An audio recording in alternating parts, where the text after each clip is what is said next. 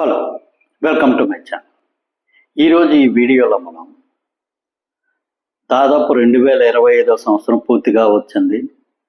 ఈ సంవత్సరంలో share market అనేది ఎలా ఉంది, వచ్చే సంవత్సరం 2025 సంవత్సరంలో ఎలా ఉండబోతుంది అనే దాని గురించి కొద్దిగా విపులంగా తెలుసుకుందాం. ఈ ఛానల్ ఇంతవరకు సబ్స్క్రైబ్ చేసుకోకపోతే ఈ ఛానల్ సబ్స్క్రైబ్ చేసుకోండి. ఈ ఛానల్ అభివృద్ధికి మీ వంతు సహాయం చేస్తారని ఆశిస్తున్నాం. ఇక విషయంలోకి వెళ్తే 2025 సంవత్సరం చాలా వరకు స్టాక్ మార్కెట్లు ఫ్లాట్గానే ముగింపు జరిగింది. కాకపోతే ఇక్కడ మనం చెప్పుకోవాల్సిన విషయాలు ఏంటంటే 2025 సంవత్సరంలో చాలా వరకు ప్రతికూల పరిస్థితులు ఉండడం జరిగింది. అవి ఏమిటంటే ముఖ్యంగా రష్యా ఉక్రెయిన్ మధ్య యుద్ధం జరగడం, అదేవిధంగా ఇజ్రాయిల్ హమాసుల మధ్య ఒక యుద్ధం జరగడం, అదేవిధంగా పాకిస్తాన్ మన దేశం మన కాశ్మీర్లోని పెహల్గాం దాడులు జరగడం, దానికి రియాక్షన్గా మనం వాళ్ళ ఉగ్రవాద స్థావరాల్ని పేల్చివేయడం, ఇటువంటి కార్యక్రమాలన్నీ జరిగాయి. అదేవిధంగా అమెరికా వాళ్ళు మన మీద చాలా భారీ ఎత్తున సుంకాలు విధించడం జరిగింది.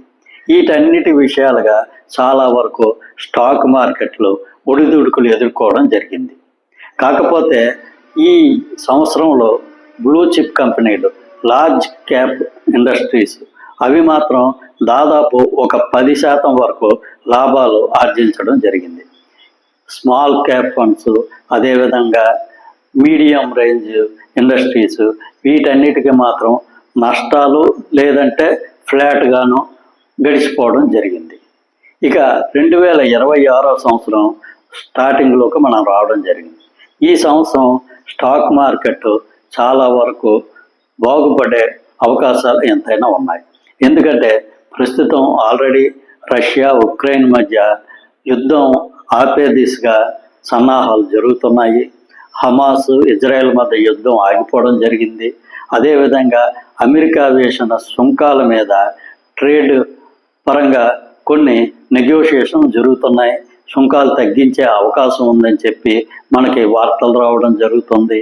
కాకపోతే ఇవన్నీ సానుకూల అంశాల మీద, అదేవిధంగా ఈ మధ్య గత 2 త్రైమాసికాల్లోని దాదాపు 8% ఆర్థిక వృద్ధి జరుగుతుంది. కాబట్టి ముందు ఈ సంవత్సరం సూచీలు అనేవి లాభాల బాట పట్టే అవకాశం ఎంతైనా ఉంది. చూద్దాం ఈ సంవత్సరం స్టాక్ మార్కెట్ భవిష్యత్తు ఎలా ఉంటుందనేది ముందు మనకి తెలుస్తుంది.